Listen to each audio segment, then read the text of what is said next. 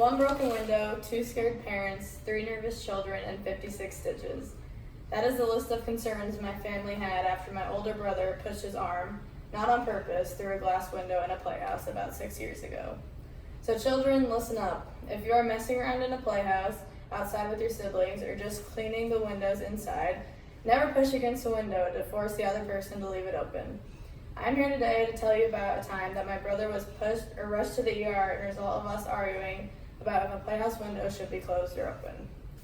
About 6 years ago, on a very hot day, Dad arrived home from work. So Chris and I knew that we could finally go outside to play. Like I said, it was very hot, so we decided to play with the hose because that's what kids do when it's hot out. We were chasing each other around with the hose, trying not to get hit because if you know anything about hose water, it's freezing. After chasing each other for quite a while, I finally chased Chris into a pretty big sized playhouse that we had outside. I knew that if I trapped him, I would have the opportunity to get him soaked. So I opened the playhouse window and started spraying him like no other. He got tired of it and shut the window. After he shut the window, I was pushing on it so it would open, but he was also pushing on it to keep it closed. As a result of him pushing on the glass, his arm went straight through the window. After he pulled it back out, blood was everywhere. I was terrified and had no idea on what to do. So I sprinted inside with Chris to get Dad. Dad called Mom because she was at work, after trying to stop Chris's blood, of course, but decided to rush him to the hospital. At the hospital, Dad woke me up and told me that we could finally go and see him.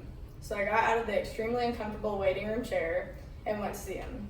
He lifted his arm and I saw exactly 36 stitches on his arm. He told me that he had 20 on the inside as well. We were finally on our way home after a very long night in the hospital, and all I remember is crying more than Chris did, which probably shouldn't be the case because nothing happened to me at all.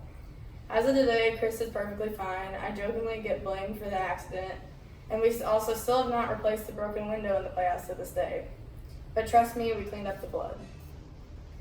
As I'm sure you'll remember from the story of my brother having to go to the ER because of us fighting over something as stupid as an open or closed playhouse window will get you nowhere in life, especially if it leaves you with 56 stitches.